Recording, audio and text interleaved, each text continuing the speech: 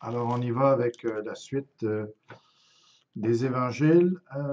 On est rendu, on va faire la suite dans Marc chapitre 1, versets 32 à 34. Le soir où Jésus était à Capernaum, il a été au sabbat, il a assisté au sabbat, il est allé à la synagogue. C'est ça, il a chassé un démon. Finalement, après la matinée, il est allé chez Pierre. Il a guéri la belle-mère de Pierre. Et là, on arrive au même soir. Donc, on est samedi. Et donc, la ville a entendu, en tout cas, elle a été témoin de ce que Jésus a fait par rapport au démon dans la synagogue. Et ensuite, les gens, évidemment, se sont parlé de ce qu'il a fait pour la belle-mère de Pierre. En tout cas, on l'imagine très bien. Hein. Euh, en tout cas, les gens semblent parler à profusion de ce que Jésus faisait parce que c'était pas long que, que les foules se rassemblaient. Alors, donc, on en arrive au soir. Ce soir, le samedi soir, après 6 heures, même, il dit ici, le soir après le coucher du soleil. Donc, alors, les Juifs ne voulaient pas qu'on fasse des miracles le jour du sabbat parce qu'ils considéraient que c'était du travail que de guérir des gens. Donc, les gens n'ont pas osé venir déranger Jésus ou en tout cas amener leurs malades de peur d'être persécutés ou d'être jugés, d'être contestés par les pharisiens. Euh, alors ils sont venus après la journée, tout simplement, quand le sabbat était passé. On lui amena tous les malades et les démoniaques. Alors, on voit dans les évangiles que la ligne entre les malades et les démoniaques n'est pas toujours facile à tracer. Euh, donc, c'est ça. Même les maux physiques, les problèmes physiques, on voit les cas dans la parole de gens qui sont soit muets, soit courbés, qui ont des problèmes vraiment de santé et c'est causé par les démons. Non seulement les démons s'emparent des pensées des gens et aussi de leur bouche pour contrôler leur langage, mais aussi, parfois, les démons sont tout simplement dans le corps. Hein. Ils affectent le corps, comme l'apôtre Paul dit aussi qu'il est affecté par un démon lui-même qui le fait souffrir, mais c'est pas au niveau dans son cas à lui, c'était pas au niveau de ses pensées ou c'est ça. Alors, la ligne est pas facile à tracer entre les malades et les démoniaques. Et on voit que les démons étaient là d'une façon régulière. Hein, et puis ça n'a pas changé aujourd'hui. Si on est aujourd'hui, on, ce qu'on appelle des maladies tout à fait normales ou des cas psychiatriques, eh bien, on serait surpris de voir tout ce que les gens ont comme maladie et comme problème de santé, et problème mental particulièrement, qui sont encore là, l'œuvre de démons dans la vie des gens. Donc, il nous faut prier pour avoir plus de puissance comme celle de Jésus, pour que les gens soient libérés, hein, qu'on ait le discernement des esprits, comme ça dit dans la parole, qu'on puisse discerner quand est-ce que c'est un esprit qui cause ces choses-là et qu'on sache comment intervenir. On est appelé encore à le faire. C'est ça. Et, alors, les choses que Jésus a faites, hein, il nous le dit, il s'attend à ce on les fasse nous aussi. Euh, voilà, alors l'Église de Jésus-Christ, une Église en santé, c'est une Église aussi qui bénit les gens au niveau de leur maladie et des esclavages démoniaques qu'ils peuvent avoir. C'est pas terminé tout ça, ça fait partie du royaume de Dieu où Jésus veut aussi qu'on bénisse les gens sur le côté extérieur. Et toute la ville était rassemblée devant sa porte, ce qui montre que les gens étaient très affectés par les démons, par la maladie. Tout le monde était un peu concerné là-dedans. On voit les ravages que le diable fait pour nuire à la vie des gens et tout ça. Et ici, toute la ville se rassemble devant la maison que Jésus avait, hein, qu'il avait, en tout cas, c'est ce qui nous est révélé dans l'évangile de Jean, hein, au chapitre 2. Je vais juste prendre le temps de le chercher pour... alors, il dit dans Jean chapitre 2, verset 12, après cela, il descendit à Capernaum avec sa mère, ses frères et ses disciples, et ils n'y demeurèrent que peu de jours. Donc, il semble que Jésus ici avait un endroit où qu'il avait trouvé pour sa famille. Joseph n'est pas mentionné ici. Donc, fort probablement que Jésus ici se trouve à être responsable de sa famille. Alors, il a trouvé un lieu comme ça. Est-ce que ça lui appartenait? Est-ce que c'était loué? On ne sait pas. C'est pas très clairement, mais il semble que Jésus avait un pied à terre quand même à Capernaum. Mais souvent, il n'y était pas parce qu'il était en mission la plupart du temps. Alors, c'est ça. OK, alors voilà,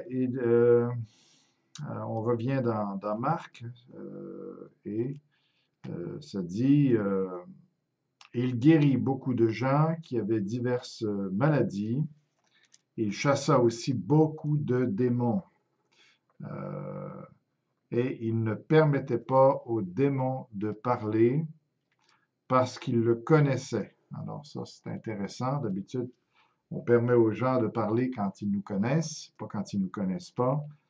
Mais ici, c'est le contraire, hein. Parce que les démons connaissaient Jésus, ils savaient très bien qui il était, qu'il venait du ciel, ils l'avaient connu au ciel. Et donc, mais c'est pas bon de laisser parler les démons, hein, parce que même s'ils savent la vérité, ils vont soit ils vont la nier ou soit qu'ils vont l'utiliser avec d'une mauvaise façon. Et puis, on dit souvent que les Juifs attendaient un Messie politique et que les démons voulaient justement utiliser cela pour créer une espèce de révolte, hein, contre les Romains et créer la confusion. Et puis, alors, ça aurait empêché Jésus d'aller à la croix, de vaincre les démons justement par la croix. Euh, alors, c'est tout à fait vrai hein, que Jésus faisait attention à éviter d'être identifié avec le Messie politique, parce qu'il n'était pas venu pour établir le royaume de Dieu, tout d'abord physiquement pour les Juifs ici-bas. Il est venu d'abord et avant tout établir un royaume dans les cœurs. Alors, il voulait pas que ça dérape, il voulait pas que les démons fassent déraper son plan là-dessus. Mais on peut penser quand même que aussi les démons euh, auraient euh, pu exploiter le fait de croire en Jésus. Et les gens auraient pu aussi croire en Jésus, puisqu'il est le Messie et tout ça. Alors ils auraient pu y croire et la nation y aurait cru.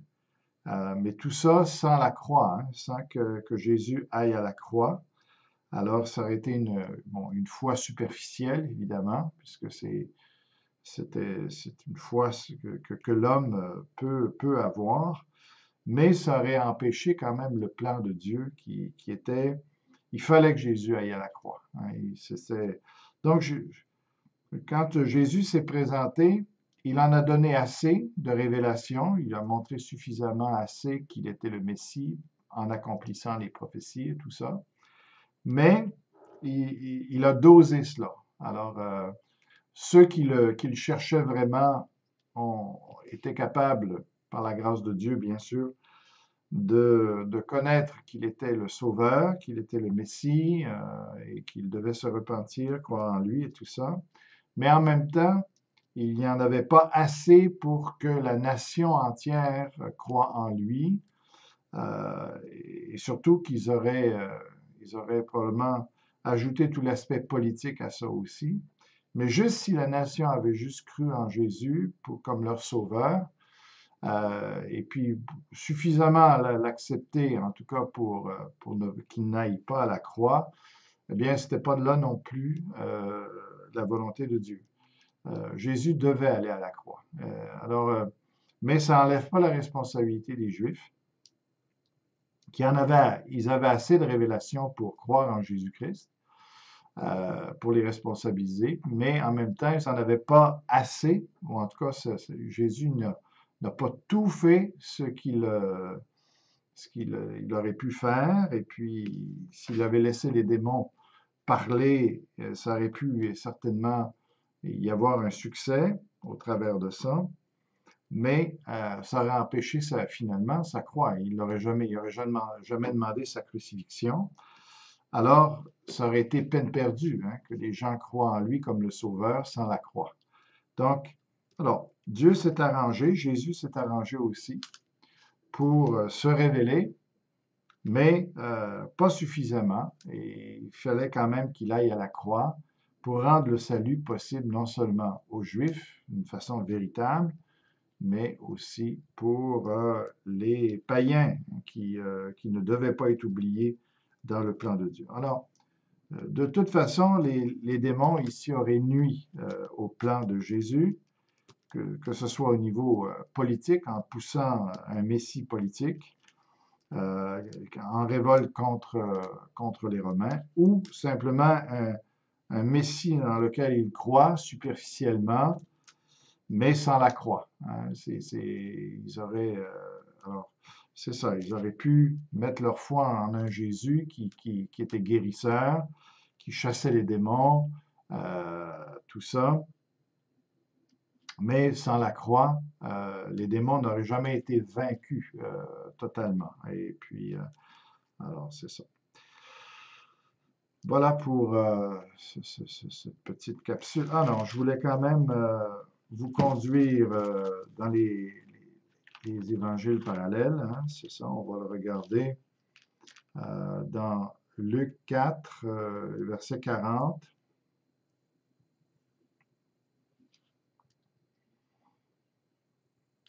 Alors, Luc 4, 40, après le coucher du soleil, tous ceux qui avaient des malades atteints de diverses maladies les lui emmenèrent. On voit ici l'aspect communautaire, hein. C'est pas. D'abord, quand les gens sont malades, c'est sûr, ils ont besoin beaucoup des autres. Beaucoup ne pouvaient pas se déplacer s'ils étaient paralytiques ou très malades, etc., ou aveugles même. Donc, ils avaient besoin des autres. Mais en même temps, on voit tout l'aspect communautaire ici, comment on peut être une bénédiction pour nos frères en les amenant à Jésus, hein, dans la prière. Et puis, ici, c'est physiquement, et leur foi aussi était comptée, hein, parce que quand ils se mobilisaient comme ça, bien, ils manifestaient leur foi, hein, sinon ils ne l'auraient pas fait. Alors, la foi des autres est importante aussi pour, pour notre guérison.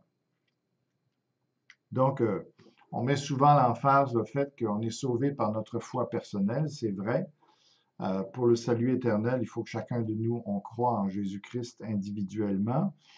Mais pour ce qui est de la guérison, de profiter des bénédictions de Dieu, bien la foi, si on peut dire, corporative, est importante ici les uns pour les autres. Dieu aussi utilise la foi d'autrui pour nous bénir. Nous, on le voit avec les quatre amis là, qui ont transporté le paralytique. Jésus voyant leur foi. Hein, Donc ici, c'est un peu ce qu'on voit. Ici, les gens, la foi collective ici fait en sorte que on amène les malades et Jésus ici leur impose les mains à chacun d'eux.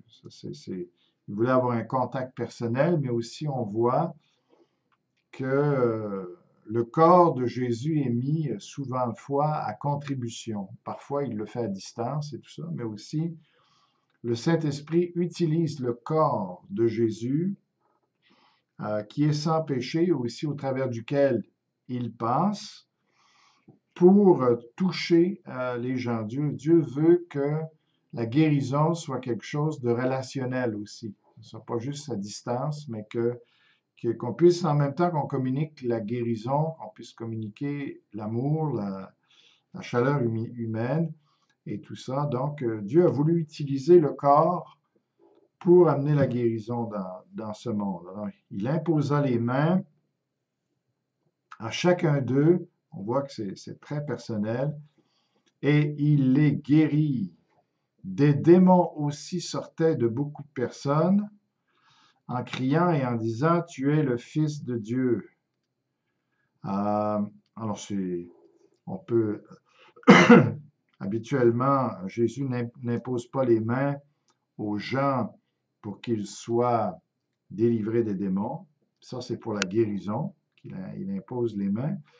Aux démons, il leur demande de sortir ici. Alors, des démons aussi sortir de beaucoup de personnes en criant, hein, parce que, bon, il y a toute la peur de ce que Jésus va faire avec eux, la frustration, la colère d'être chassés comme de leur demeure aussi. Alors, tout ça entre en ligne de compte aussi le fait que les démons sont eux-mêmes des êtres troublés, alors qui sont instables, qui ne sont pas en paix eux-mêmes, qui savent qu'ils sont sous la condamnation de Dieu tôt ou tard. Donc, on sent cela ici dans les cris et en disant, tu es le Fils de Dieu. Alors, il voulait absolument parler comme ça de Jésus. Hein. Pourquoi insister tellement à dire la vérité hein, sur Jésus? Alors, on pourrait dire, ben, qu'est-ce qu'il y a de mal là-dedans s'ils disent que Jésus est le Fils de Dieu ou s'ils disent des vérités concernant Jésus? Mais avec les démons, il faut toujours se méfier. Il y a toujours un but caché qui est. Donc, comme j'ai expliqué tout à l'heure, alors, ils voulaient faire déraper le plan de Dieu par leurs interventions. Mais ils les menaçaient. Donc, il les menaçait, ça veut dire que, bon, il leur disait de ne pas parler, mais il savait qu'il pouvait y avoir des conséquences immédiates même. Jésus avait le pouvoir de les jeter même dans l'abîme. Donc, Jésus avait le pouvoir de les menacer de différentes choses. Alors, c'est sûr que s'ils devaient écouter, ils avaient intérêt à écouter aussi, et il ne leur permettait pas de parler parce qu'ils savaient qu'il était le Christ. Hein. Pas parce qu'ils ne le savaient pas, mais parce qu'ils savaient qu'il était le Christ. Alors, Jésus n'a pas forcé la révélation sur les gens. C'est ceux qui cherchent qui trouvent. Mais il en donne assez pour que ceux qui cherchent trouvent, mais il en donne assez peu pour que ceux qui ne cherchent pas ne trouvent pas non plus. Mais ils sont quand même responsables. Hein? On a déjà dit ça. Dans Matthieu 4, on peut aller maintenant au verset 23.